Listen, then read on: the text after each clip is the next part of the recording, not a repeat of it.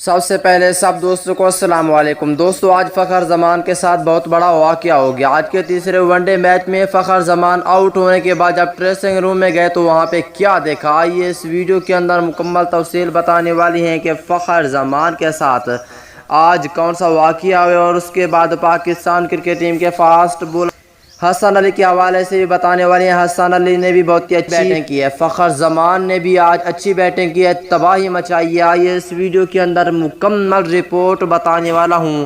تو دوستو اس سے پہلے اس ویڈیو کو لائک کریں، چینل کو سبسکرائب کریں، بیل آئیکن دبا کر آل پر لازمی کلک کر دینا ہے۔